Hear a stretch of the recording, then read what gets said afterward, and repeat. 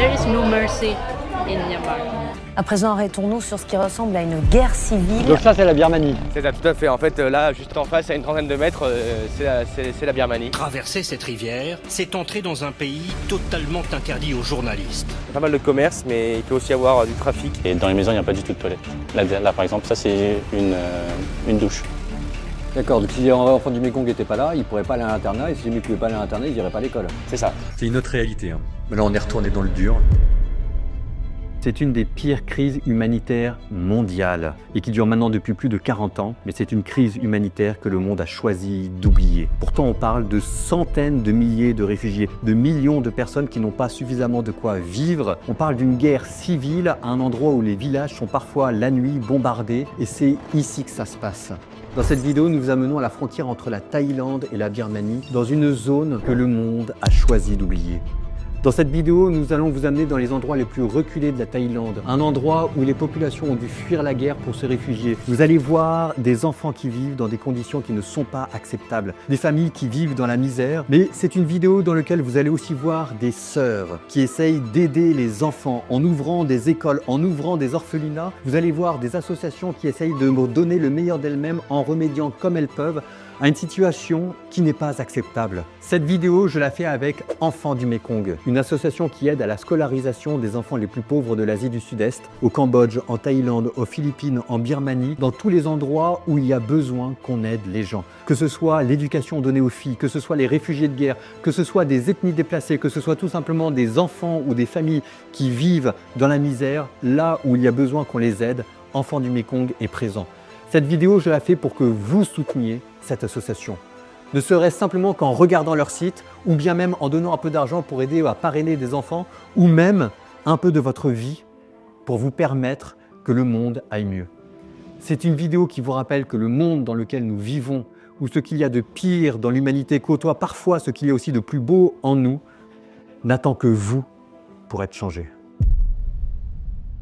Ma première escale m'emmène à Bangkok, un nom qui signifie la ville des anges. Le Los Angeles asiatique où tradition et modernité s'entrelacent dans un tourbillon d'énergie. Capitale de la Thaïlande, un pays aux 70 millions d'habitants, Bangkok est la ville la plus visitée au monde, avec chaque année plus de 32 millions de touristes devant Paris. Entre le majestueux temple du Wat Arun, les bateaux qui voguent sur le Chao Phraya, les ruelles animées du Chatuchak et les saveurs uniques de ses marchés, la métropole ne cesse de fasciner et de surprendre. Mais à 500 km de là, à la frontière, place à une toute autre réalité, la Birmanie. Un pays où une junte militaire fait régner sa loi de fer. 1,6 million de déplacés, 18 millions de personnes en situation de détresse humanitaire, des écoles bombardées, des hôpitaux bombardés. En 2004, les chiffres se sont encore aggravés. Première nuit à l'hôtel, 6 heures de décalage, 9 heures d'avion, 24 heures de transport, je suis décalqué et là il est 23 heures et en fait ce qui s'est passé c'est que la porte de ma chambre s'est pétée. Il a fallu que le premier mot que j'ai dû apprendre en thaïlandais, c'est le mot serrurier. Il est 23 heures, il est en train de changer la porte de ma chambre pour que je puisse rentrer à l'intérieur, prendre ma douche. Et j'en peux plus. Je suis en PLS, je suis décalqué. Il faut que quelqu'un vienne m'aider là.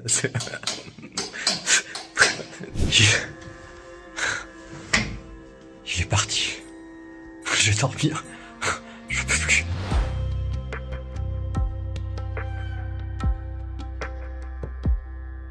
Impossible de se rendre en Birmanie. La situation est tout simplement trop dangereuse. C'est du côté Thaïlande, du côté du peuple Karen, une ethnie largement christianisée et victime de la guerre, que nous avons choisi d'aborder la situation. Nous sommes à Bangkok. Notre premier contact à Enfants du Mekong s'appelle Gaëtan. C'est avec lui que nous avons rendez-vous. Je suis avec Gaëtan qui va être notre responsable pour tout le voyage. C'est lui qui a tout organisé en fait. Donc ça va être un grand voyage autour de la frontière. Gaëtan est responsable pour toute la région thaïlandaise de Enfants du Mekong. C'est une association de parrainage scolaire pour aider les enfants les plus pauvres d'Asie du Sud-Est à aller à l'école le plus loin possible dans leurs études. Et on va suivre la vie du peuple Karen pendant 2 semaines à travers les yeux d'un bambou. Un bambou, c'est un volontaire chez Enfants du Mekong qui part pour 1 année au service des populations locales. Alors pendant ces 2 semaines, vous allez monter jusqu'à la zone nord vers Mae Sot, à la frontière birmane.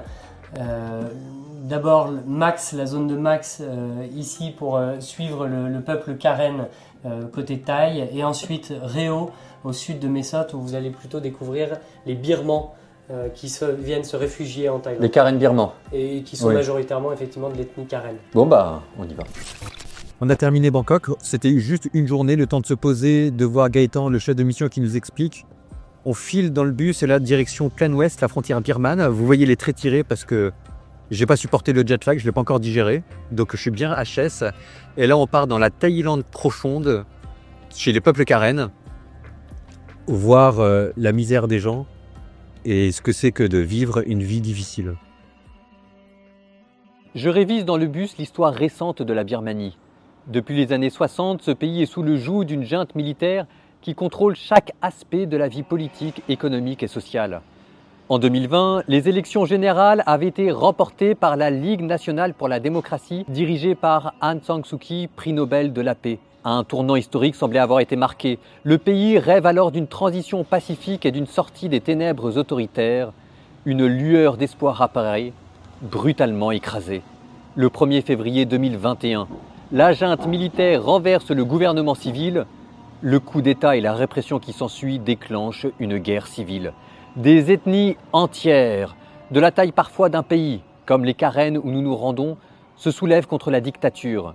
Les villages deviennent des champs de bataille où les avions de chasse de l'armée bombardent sans pitié des zones civiles, souvent sans avertissement, y compris en pleine nuit.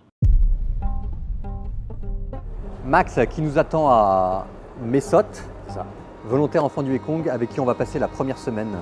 Donc là, mon père, on est à Mae Sot. On est au seul poste frontière qui permet de rejoindre la Birmanie depuis la Thaïlande. Donc là, c'est la Thaïlande, et là, de l'autre côté du fleuve, c'est ça. C'est la Birmanie. Tout à fait. Là, c'est la Thaïlande. Et dès qu'on passe le poste frontière, c'est la Birmanie. Donc, je trouverais ça important quand même de vous amener ici pour vous montrer quand même la réalité de ce que je vis tous les jours dans ma mission. Il faut se dire que moi, dans les différents lieux où je travaille, j'entends des bombardements au loin. C'est des bombardements d'avions? C'est des avions, tout à fait, oui. Tout à fait. En fait, tous ces bruits-là, c'est des civils, des femmes, des enfants qui sont dans leur village bombardés la nuit, sans sommation. Et donc là, c'est tous les Birmans qui essayent de s'enfuir ou de travailler ici ou C'est ça. C'est des gens qui essayent tous les jours ou toutes les semaines de venir ici, de rentrer pour avoir un meilleur avenir et de fuir l'horreur en fait qui vivent en face tous les jours. Pour eux et pour leurs enfants, d'essayer d'avoir une vie meilleure. Maintenant, on va plus au nord, à peu près 1h30 en pick-up en Sangteo, c'est le transport en commun local. On a pour à peu près 2 heures, 1h30, à Méthane. On y va. La répression militaire a déclenché une véritable guerre civile. Des ethnies entières, de la taille parfois d'un pays, se sont soulevées contre la dictature. Les villages deviennent des champs de bataille et les avions de chasse de l'armée bombardent sans pitié des zones civiles, souvent sans avertissement, en pleine nuit. Dans le pick-up qui nous emmène à notre prochaine destination, nous passons devant des camps de réfugiés. Ils ont fui la Birmanie. Conséquence directe de la stratégie de la junte, anéantir toute résistance, une tactique brutale appelée « Four Cut Strategy », la stratégie des 4 coupes. Alimentation, avec la destruction systématique des récoltes pour affamer les populations, financement, prise de contrôle des ressources naturelles, recrutement, répression des communautés susceptibles de soutenir la résistance, renseignement, isolement des insurgés pour les priver d'informations stratégiques.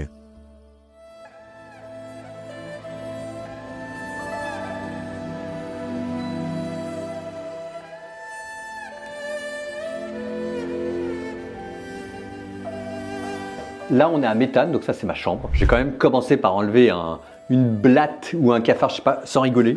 C'était bien comme ça, avec ces petits yeux là, comme ça, qui me regardaient en haut du lit. Ici, il y a des sœurs, les Amantes de la Croix, qui s'occupent d'enfants. Il y a 32 enfants dans le centre. En gros, ils vont dans l'école dans la journée et les sœurs s'occupent des enfants. C'est un internat, un petit foyer, parce qu'en fait, comme ils viennent des villages extrêmement reculés, si jamais il n'y a pas des internats ou des foyers pour accueillir les enfants, mais ils ne peuvent pas aller à l'école. C'est aussi simple que ça, parce que nous, justement, on va aller dans les villages. L'idée qu'il y a derrière, c'est que vous êtes dans les endroits les plus reculés de la Thaïlande profonde. Max m'a prédit des transports, il m'a dit que je m'en souviendrai toute ma vie.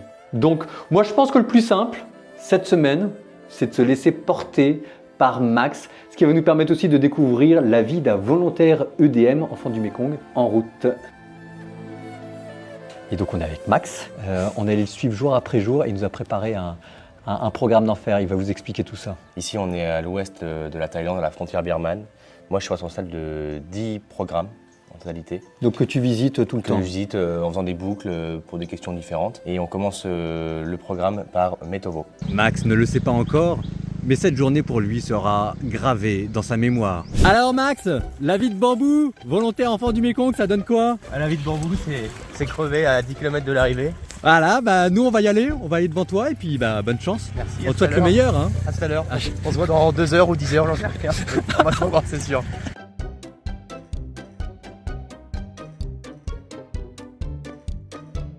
Max Max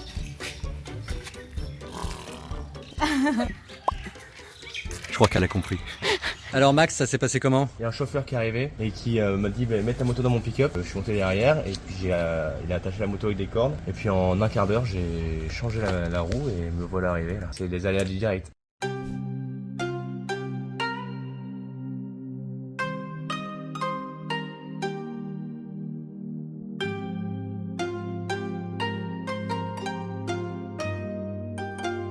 Alors où est-ce qu'on est là? On est au foyer de Metovo, donc ici il y a 34 enfants. Pourquoi est-ce qu'ils sont là? Parce que sinon ils n'auraient pas l'argent pour aller à l'école? C'est par question de proximité. Il y a combien là de parrainage ici?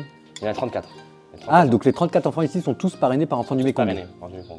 D'accord, donc si les enfants du Mékong n'étaient pas là, ils ne pourraient pas aller à l'internat, et si jamais ils ne pouvaient pas aller à l'internat, ils n'iraient pas à l'école. C'est ça. Il y a la rivière à peu près 150 mètres, qui est la frontière birmane. Ah oui, c'est là où tu nous avais dit où ça passait de la frontière d'une frontière à l'autre et qu'il y avait plein de passeurs. Il y a des traversées en bateau tous les jours. Donc là en fait ça veut dire que ça fait très calme parce que c'est vrai que c'est très propre ici. Mais il ne faut pas oublier que la réalité derrière c'est qu'on est à 50 mètres, 100 mètres. On est à peu près 150 mètres d'un conflit. 150 mètres d'un conflit, qui est juste là, avec des livraisons d'armes qui traversent le fleuve la nuit. En fait, on est collé à la frontière, comme beaucoup des programmes ici qui suivent un peu justement le long de ce fleuve qui sert de frontière. Donc évidemment, en Thaïlande, il n'y a absolument rien, il y a rien de ce côté. On est en zone de paix totale. Mais par contre, on entend donc, ce qui peut arriver à l'intérieur de la Birmanie, donc les vols de drones ou les tirs qu'on peut entendre depuis le centre où on se trouve. Donc ça, c'est la Birmanie. C'est ça, tout à fait. En fait, là, juste en face, à une trentaine de mètres, c'est la Birmanie. Ce que vous voyez juste là-bas, mon père, c'est en fait la Birmanie, c'est des stupas, c'est donc bouddhiste. C'est là où on met les reliques de Bouddha sur les stupas. Les Birmans sont fans de ça, ils en mettent partout et surtout, on paille ici parce que c'est quand même assez escarpé, mais en général, ils sont en bout de crête, on peut en voir un tout au bout. Donc là, tu dis que sur ce fleuve-là, il y a du commerce, mais là, il peut y avoir du passage de personnes qui veulent fuir le conflit, parfois même des trafics d'armes. C'est un fleuve quand même où il se passe pas mal de choses.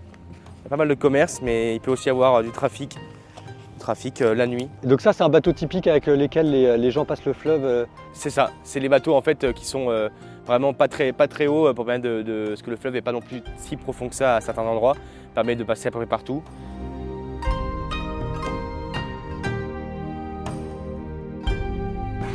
Grosse déception, on n'a pas le droit de faire la vaisselle quand on est invité. Il paraît que c'est très mal poli.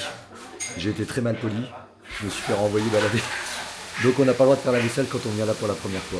C'est la coutume locale. Bon, on s'adapte.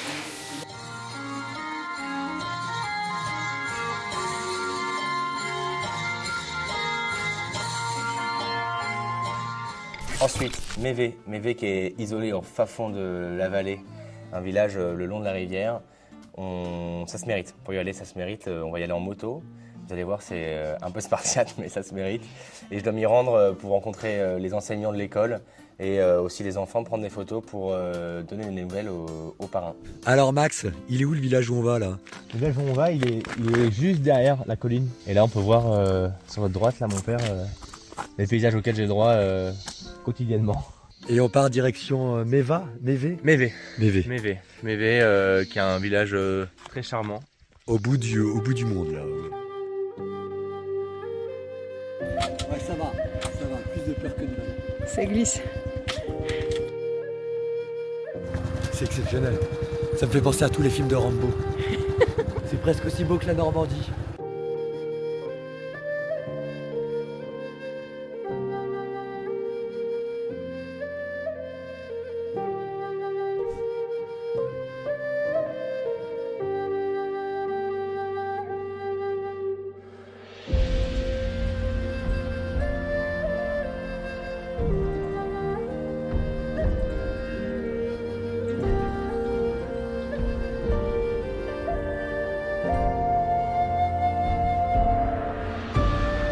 Petit débrief de milieu de semaine. Là, on est entre deux villages avec Max. Je me pose. Premier sentiment, premier retour. Je suis pas en habit. Je suis pas en habit parce qu'en fait il est là-bas. Il est en train de sécher gentiment au soleil. Parce qu'en fait quand même le premier retour c'est que ça a été tellement violent cette affaire, les transports. On a commencé à faire de la moto et ensuite on est allé dans Mévé là. C'était une espèce de petit sentier de terre pendant 1 heure. Mais des trucs, mais c'était juste fou quoi.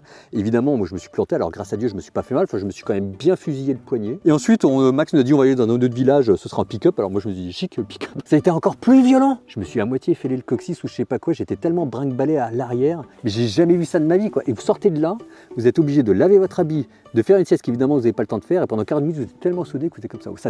Et c'est comme ça en fait tous les jours. Alors après moi au début je voyais les curés là. Je dis les curés, oh tiens les curés, belle bagnole, se refuse de rien le clergé en Thaïlande là. Vas-y que j'ai la petite 4x4, 4 roues motrices avec les petits sièges rembourrés en cuir. Bah, j'ai compris.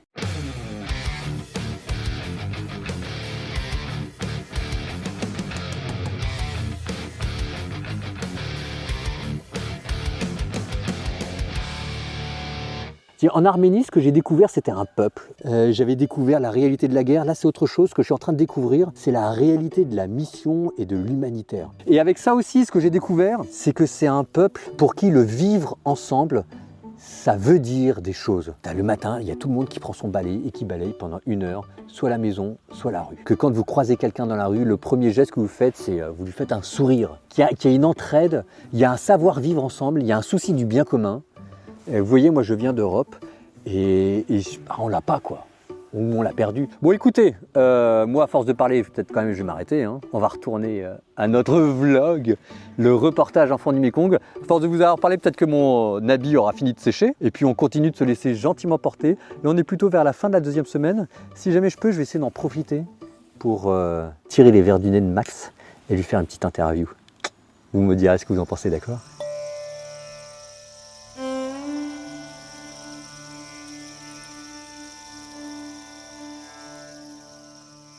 Le plus beau Noël du monde, c'est ici que ça se passe. Vous êtes...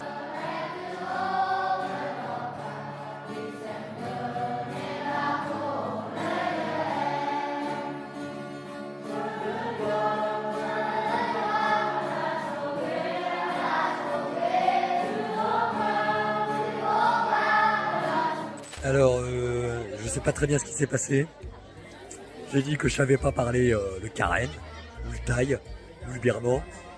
Ils m'ont quand même mis une étole. J'ai quand même confessé. J'ai eu toutes les collégiennes, tous les lycéens, tous les petits vieux du village qui sont venus se confesser. C'est une expérience. C'est une expérience. Alors ça va beaucoup plus vite quand on peut pas poser de questions.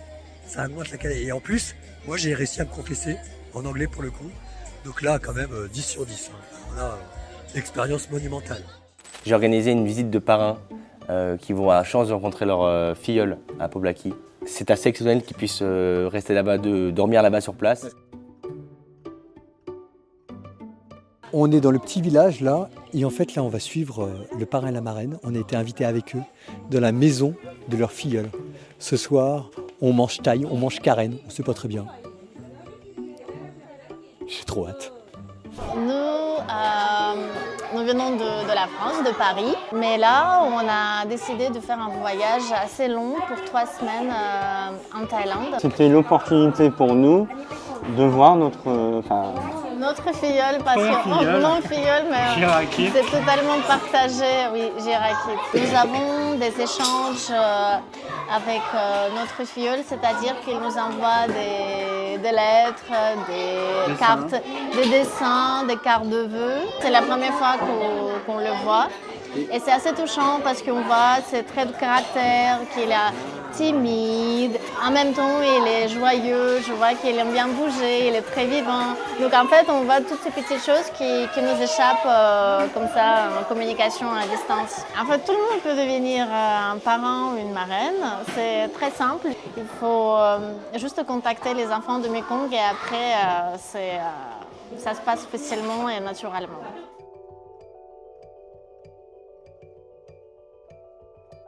Petit débrief avant qu'on reprenne le pick-up, là, 3 heures de route pour aller de retour jusqu'à Maëtan. J'espère que mon habit va survivre au deuxième voyage, enfin il faudra le bien. Alors c'est amusant de voir les petites différences entre le catholicisme romain à la mode européenne et le catholicisme romain à la mode taille carène. Ici, Noël, déjà, ça dure 15 jours. Je ne sais pas très bien ce que ça veut dire, mais ils n'arrêtent pas d'avoir des messes de Noël, en veux-tu, en voilà. Alors à la fois, il y a moins de prêtres, parce que le catholicisme, c'est quelque chose de très récent ici, ça a 60 ans. Hein. Et en même temps, il y a plus de prêtres parce que y a des jeunes et puis il y en a dans les séminaires. Quoi. Et les gens, j'ai l'impression, se posent moins de questions. C'est une foi qui est beaucoup plus concrète, incarnée dans la vie quotidienne. Il n'y a pas des grands discours sur ce que l'Église devrait être ou n'est pas. Donc, alors en même temps, vous allez me dire, je suis là depuis une semaine et puis je ne comprends pas bien la langue. N'empêche que ça me paraît être quelque chose de plus simple. Et ce qui est amusant de voir, c'était qu'en Europe, nous, on est beaucoup plus marqués par un discours évangélisateur, missionnaire et parfois identitaire, alors qu'ici, le catholicisme est beaucoup plus quelque chose qui se veut de l'ordre du service et de la charité. Parce que trouver sa place dans la société, manifestement ici, c'est pas trop un problème. Ce qui est important, c'est d'arriver à prendre soin les uns des autres. Et donc vous avez énormément d'associations. Et quand vous avez des sœurs qui s'engagent, c'est pour aider les orphelins, c'est pour aider les pauvres. Quand vous avez des prêtres qui s'engagent, c'est en même temps pour construire des écoles et faire des heures de pick-up pour aller voir les visages reculés. Donc c'est une autre manière de vivre le christianisme. Je dis pas que l'une est meilleure que l'autre. Hein. Moi, je suis français et résolument français, hein. Mais c'est toujours intéressant d'aller dans les différents pays pour voir, pour élargir sa compréhension de sa propre religion. C'est une autre manière de vivre la religion dans la Thaïlande, à la fois plus décomplexée et peut-être plus simple. Je pense qu'il doit y avoir plein de problèmes, je ne les ai pas encore vus. Un enfant, c'est quelqu'un qui est l'image de Dieu sur terre. Et prendre soin d'un enfant et le scolariser, c'est offrir à l'image de Dieu les moyens de découvrir la sagesse que Dieu a enfouie en lui. C'est quand même curieux qu'il faille aller au bout du monde pour le découvrir. Bon, c'est la vie. Joyeux Noël tout le monde.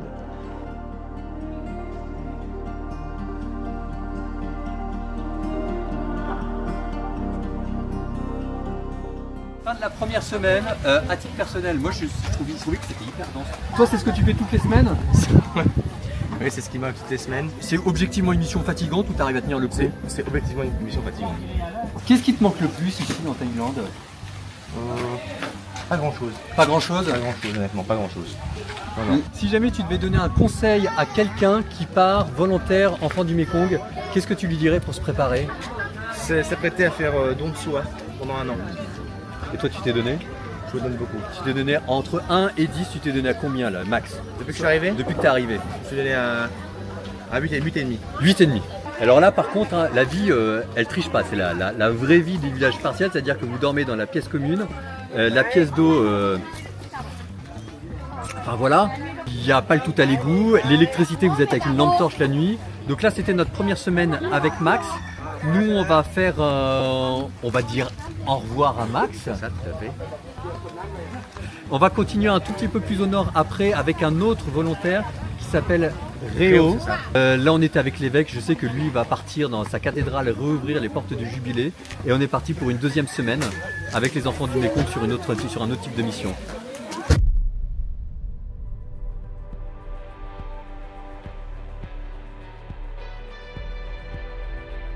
Petite face cam qui n'était pas du tout prévue. Normalement, on devait retrouver Max, mais là, j'ai découvert qu'il y avait des sœurs dominicaines qui habitaient à Mesot. Je suis allé les voir. Et en fait, j'ai découvert qu'elles tenaient un orphelinat, une 40aine d'enfants qui venaient d'un peu partout. Et là, il y avait la sœur birmane qui m'expliquait ce qu'elle avait vu, parce qu'elle vient de l'autre côté de la frontière. Écoutez, le son de l'interview est un peu nul, parce qu'en fait, c'était pas du tout prévu que ce soit dans la vidéo, et c'était pas du tout fait pour être une interview. Sauf que c'est juste hallucinant, donc enfin voilà quoi, je vous le mets. Cette sœur, c'est la 3e sainte que j'ai rencontrée de ma vie. Et l'histoire de son orphelinat, il vaut bien 1 minute de ta vie.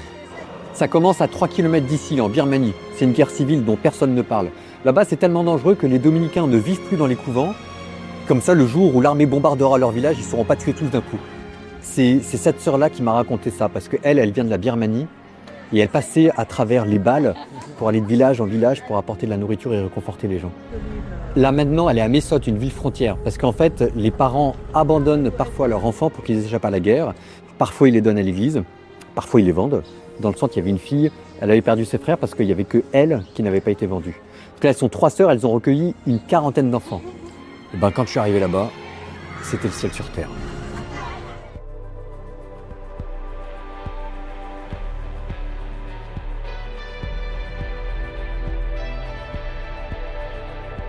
Okay, here is our sister where we live, and then here is our children.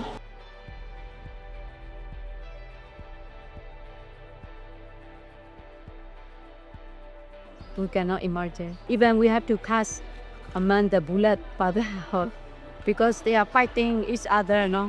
You have to fight among the bullets. Yeah, the bullets that they are fighting because our young people, they against the military, and the military, they try to kill our young people. So they fight each other, and among us, we have to run to escape from the situation. We have to leave our convent also, Father. We cannot stay at convent, but at the mountain with the people.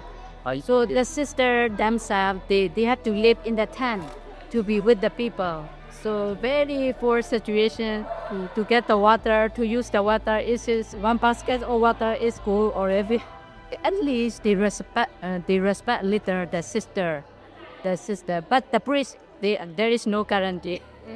You know, even our Dominican brothers, they have been cut one night. Almost they were killed. We were about to have martyr because they captured our convent. Most of the villagers, they flee already. And our brothers stay at the convent. So when the military soldier, they came in and they shoot the guns. And then when they found our brothers, they captured them and almost killed our brothers. But the next morning, Bishop and another priest, they flew there to take that our brother, Dominican brother.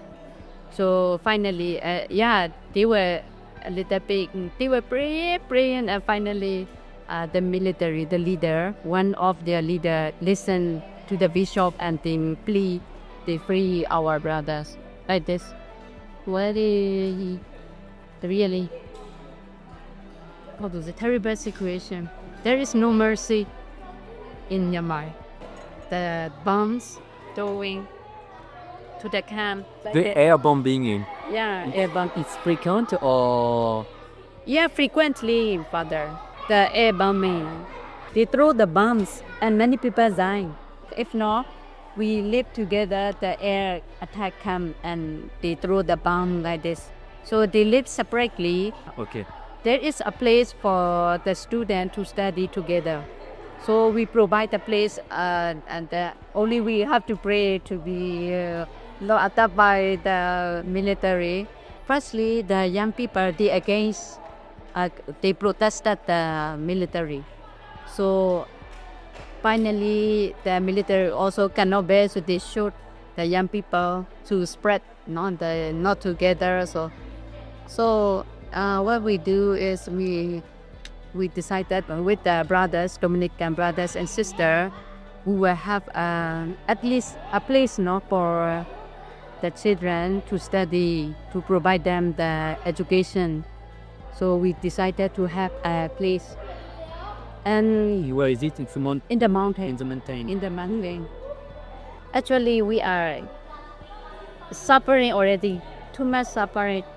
More than, I think, the Second War. Because Second World War happened with another country. So somehow we can escape from that situation. But this is civil war. Not only some places, but every places the military know because of we are the same people, but stay fighting. So worse than war. So we suffer a lot. Our people also, they lost their family members. They lost everything. So our state, maybe 90% is already totally destroyed.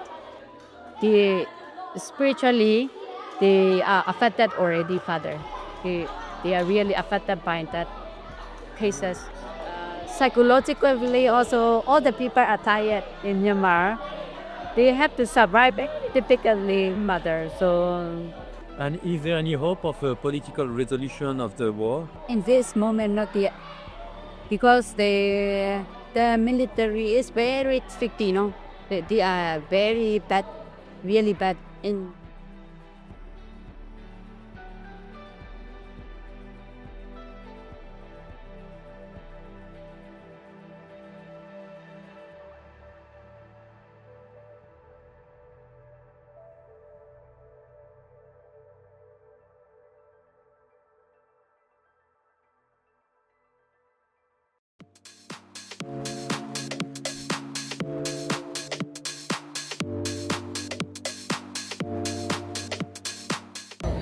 pas si c'est un cafard ou une blatte.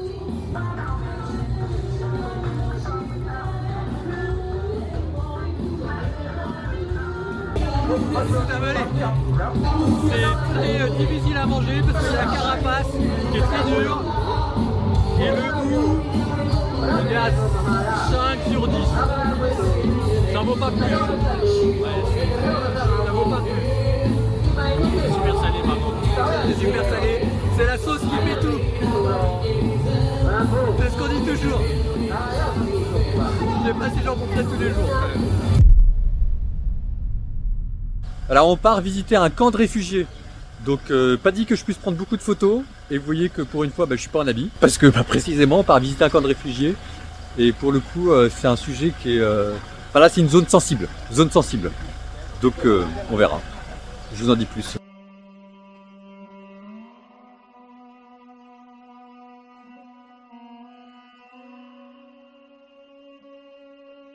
On arrive au camp de Mela, c'est l'un des camps qu'on va commencer à soutenir avec Enfants du Mékong, via du parrainage individuel, via des projets aussi, projets de famille d'accueil. On vient de sortir du camp des réfugiés là, que vous pouvez deviner, il est juste là.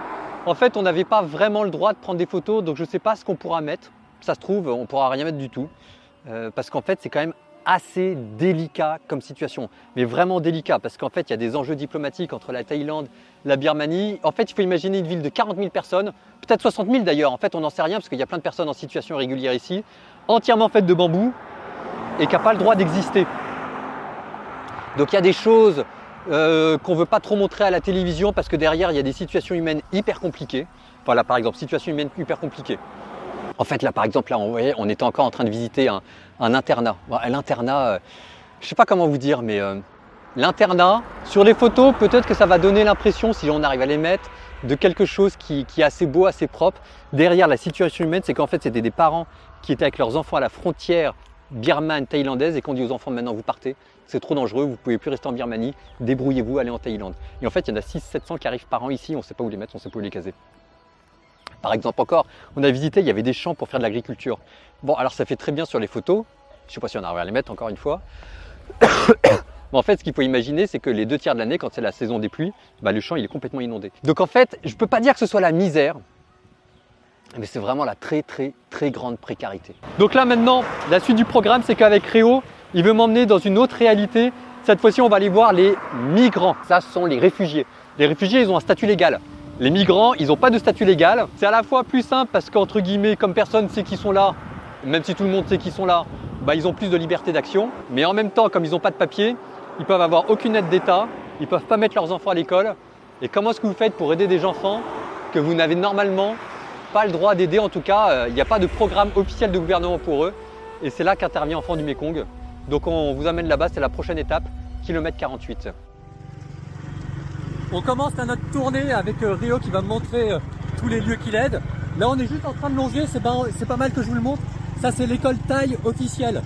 L'école thaï officielle elle est très bien, sauf qu'en fait il faut avoir des papiers pour y aller et que les migrants qu'on va aller voir, ils n'ont pas de papiers, donc ils n'ont pas accès à l'éducation. Donc en fait Enfants du Mékong, c'est de pouvoir offrir une éducation à tous les Birmans qui ont quitté la junte militaire, qui se retrouvent là dans des campements illégaux et qui ne peuvent pas aller à l'école. Alors du coup, je voulais juste vous emmener ici parce que c'est l'école thaï officielle qui permet à tous les enfants thaï et birmans qui ont des papiers de pouvoir venir ici. Donc en fait, là, ce que tu es en train de me montrer, c'est ce à quoi ils n'ont pas le droit. C'est ce à quoi ils n'ont pas le droit.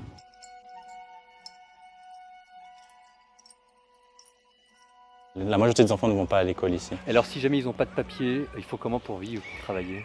Ils travaillent, la majorité des travailleurs ici sont des travailleurs journaliers. Ils travaillent au champ pour rien du tout, 100 bahts la journée, 150 bahts la journée. Ça dépend du type de travail qu'ils font et de la difficulté. Ouais, donc ça fait 1-2 euros et par jour. Ça fait 2 euros, 3 euros par jour. On voit ici que les enfants sont encore ici, mais les parents ne sont pas là parce qu'ils sont tous partis au champ. Et là, normalement, il y a combien d'enfants à peu près ici? Combien de familles? Combien d'enfants? Les familles, vous pouvez compter énormément parce qu'à l'intérieur des maisons, ils sont parfois plusieurs familles. Ça peut aller de 2 à 3 familles. Donc là, si vous comptez le nombre de maisons, on a une dizaine, quinzaine de maisons. Imaginez qu'il y a 20 familles. Vous avez vu que les maisons, il n'y a pas de toilettes aussi dans certaines maisons. Et ils sont obligés de les faire. Il y a des toilettes qui sont faites à l'extérieur. Par exemple, tout là-bas au bout derrière, il y a toilettes. Et dans les maisons, il n'y a pas du tout de toilettes. Là, par exemple, ça c'est une douche. Et ça faut se dire que c'est une douche pour 2, 3 maisons, 4 maisons.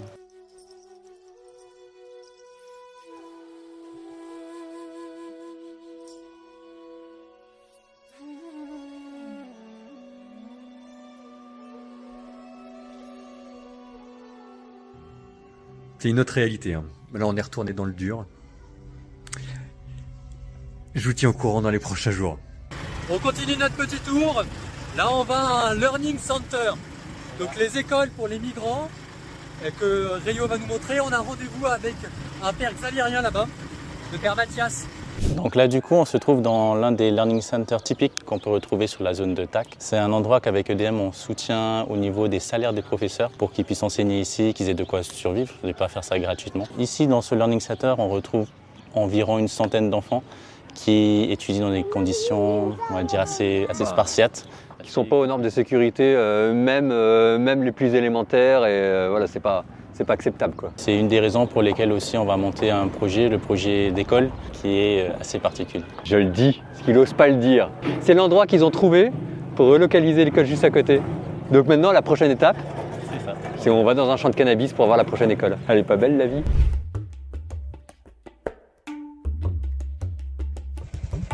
Le champ de cannabis.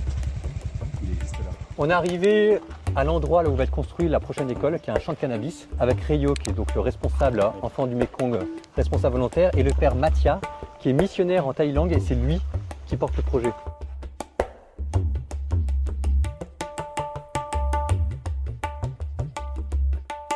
Et c'est mes principales missions et c'est ce que je voulais vous montrer. Et maintenant, on va retourner vers le patronage pour vous montrer comment est-ce que ça fonctionne et à quel point c'est important.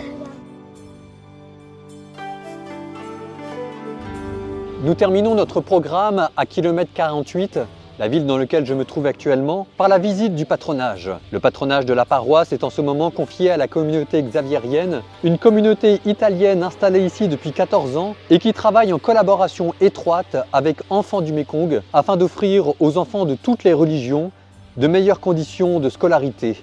Soutien scolaire, prospection dans les campements de réfugiés, visite à domicile des familles chrétiennes, bouddhistes et animistes pour apporter parfois une aide humanitaire de première nécessité.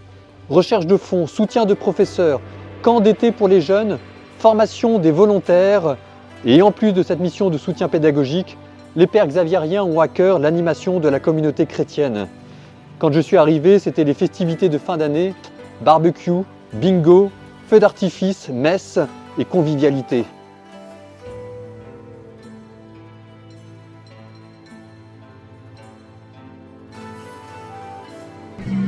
J'ai perdu au bingo. L'année commence mal. Un des plus beaux feux d'artifice. On a fait du bingo de 8h jusqu'à 24h. Et là, il y avait des feux d'artifice. Ambiance 20 sur 20. Sécurité 0 sur 20. C'est tout juste si on s'est pas pris la cendre sur la figure et que mon n'est pas parti en feu. Tout ça, enfin bref, c'était n'importe quoi. Joyeuses années, joyeuses années. Petit débrief à chaud. Écoutez, moi je veux bien être curé en Thaïlande. Hein. Franchement, ça fait quand même plaisir. Parce que ils ont des vies qui ne sont pas faciles. Là, je pense que ça se voit dans l'illustration qu'on a vue. Il y a un dicton ici, c'est que tant que vous avez une famille, vous n'êtes pas pauvre. Parce qu'il y aura toujours quelqu'un pour s'occuper de vous, pour vous soutenir. Il y a des choses, par exemple, il n'y a pas d'intimité. Hein. Peut-être que ça me fatiguerait de vivre ça l'année. Mais les curés à qui je parlais, là, les xaviériens, eux, ils ne rentrent pas en France. Hein. Alors ça c'est clair, ils sont à milieu des questions que nous on se pose, ils sont ici dans la charité concrète, enfin moi je signe tout de suite. Alors après on était là dans tous les projets d'Enfants du Mekong, hein. C'est hyper pro, c'est hyper réglé, vous avez vu les écoles, comment ça oscille entre la bonne volonté et la misère. Ce qui est touchant, c'est quand on vous montre une pièce, mais vraiment crade, et en fait, la personne qui vous fait visiter ça vous dit non, mais détrompez-vous, parce qu'en fait, ça c'est propre. Vous ne le voyez pas, mais en fait, il passe pas mal de temps en fait à laver, etc. Simplement, c'est pas gérable. Le melting pot asiatique, tout ce beau monde copine gentiment, tout ça dans une forme de bonne humeur. Donc là, par exemple, pour Noël, il y a une centaine de familles, une centaine de maisons. Pendant une semaine, tout le monde visitait les maisons de tout le monde. Alors pareil, là vous voyez par exemple pour la messe, il y avait un pick-up avec un haut-parleur en pleine balle dans la rue pour dire la messe pour les catholiques il y a 19h ce soir. Donc la laïcité ici, c'est pas vraiment à l'ordre du jour. Et puis c'est même pas de la fierté d'être catholique, c'est juste que c'est votre communauté et qu'ici c'est admis qu'une communauté a le droit de mettre un haut-parleur pleine balle. Mais tout le monde casse la tête de tout le monde ici, donc en fait ça pose pas de problème, quoi. C'est bienvenue en Asie, bienvenue en Thaïlande. Moi j'adore ça, ouais, vraiment j'adore ça. Ils font du très très bon boulot là. Et Enfants du Mékong et les Xaviériens. Enfin je me demande ce que ça va être la suite, quoi. On est retourné à Mae Sot. En fait Mae Sot, c'est l'étoile à partir duquel on va toujours dans plein de directions différentes pour faire plein de projets. Là, on est entre deux missions. Moi, ce que j'aime bien, c'est quand on est à Mae Sot, vous avez vu le lieu où je suis. Je vais me ressourcer, entre guillemets, dans un temple bouddhiste parce que c'est tellement à 1000 lieues de ce que je vis d'habitude. Ça me fait tellement voyager que ça me fait aussi comprendre ma propre tradition. Et puis, ça me permet d'essayer de voir ce qu'il y a de beau dans les différents pays. Donc là, par exemple, je découvre, là, vous voyez, vous avez une stupa. Je découvre les stupas. Donc, c'est des représentations cosmologiques du monde, un peu à la façon de mandala tridimensionnels, que le mont Meru au milieu. Mais normalement aussi, les stupas, c'est des lieux où vous avez des reliques du Bouddha. Vous avez ici des animaux mythologiques qui représentent le paradis, le nirvana. Alors même si le nirvana, ça n'a rien à voir avec le paradis. Là, par exemple, vous avez aussi des représentations de Siddhartha Gautama, le lieu, l'arbre dans lequel il a eu son éveil. Là, avec Réo, on a continué de faire toutes les actions d'enfants du Mékong. Par exemple, on est allé voir un programme où vous êtes des enfants handicapés. Que c'est déjà pas facile en France, mais vous imaginez en Thaïlande. Ça, c'est vraiment le souci de la vulnérabilité et d'aider ceux, les plus pauvres parmi les pauvres, quoi. Ensuite, on allait voir des sœurs, des filles de la charité, qui, elles, s'occupaient d'une communauté musulmane des réfugiés birmans qui vivaient dans la misère. Donc voilà, quelles que soient les religions, tout le monde a le droit et le besoin d'être aidé. Et le faire, c'est bien. C'est bien ce que font Enfants du Mékong. Le bouddhisme, ça n'a rien à voir avec le christianisme. Donc c'est bien aussi d'aller essayer de trouver dans ces lieux ce qui a pu faire l'inspiration des grandes personnes. C'est la question la plus malaisante que j'ai entendue de ma vie. Ça coûte combien le rein d'un enfant de 15 ans? C'est la conversation que j'avais avec Runam, cette femme qui bosse dans le nord de la Thaïlande, dans l'endroit le plus beau, mais aussi le plus glauque, qu'on appelle le Triangle d'Or. Je suis rentré en contact avec elle, avec Enfants du Mékong, parce qu'il y avait des degrés dans le trafic d'enfants. Au niveau le plus bas, vous pouvez acheter un bébé pour mettre de la drogue dans sa couche pour qu'il traverse la frontière. Après, quand il a 6-7 ans, vous pouvez le mettre aux travaux forcés. Puis après, prostitution, trafic d'organes. Trafic d'organes. Et elle, en fait, elle sauve des enfants parce que quand elle voit de ses enfants, comme elle est bouddhiste, elle se dit que dans une de ses vies antérieures, elle était un de ses enfants à qui on a prélevé un rein. Voilà, pour l'instant, elle en a sauvé 500, qu'elle a racheté à la force du poignet, à la mafia. C'est des gens comme ça que vous allez aider si jamais vous rentrez en contact avec Enfants du Mékong.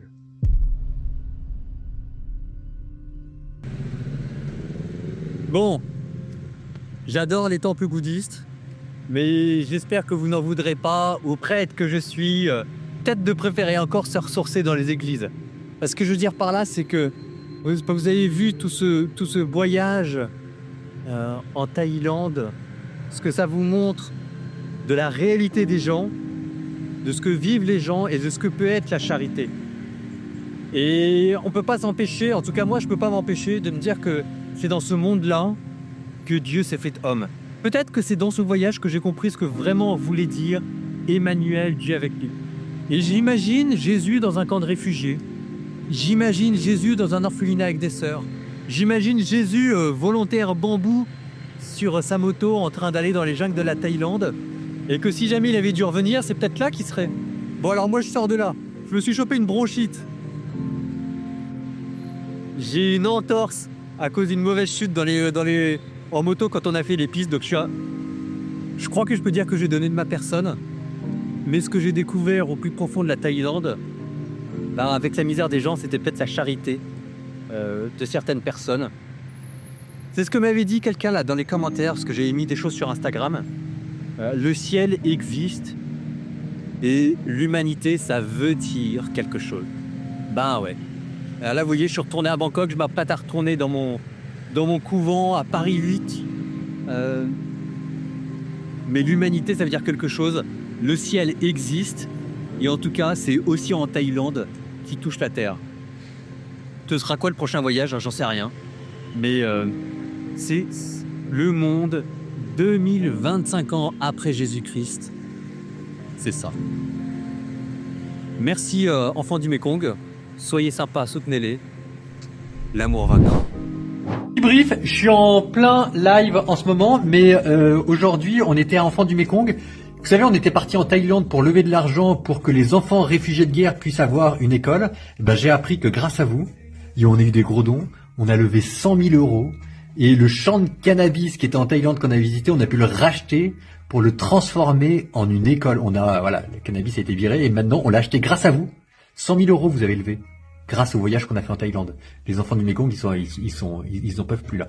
Donc, grâce à vous, à la place d'un champ de cannabis, maintenant, il y aura une école pour des enfants réfugiés de guerre. Moi, je dis, si c'est pas beau, la vie, merci à vous.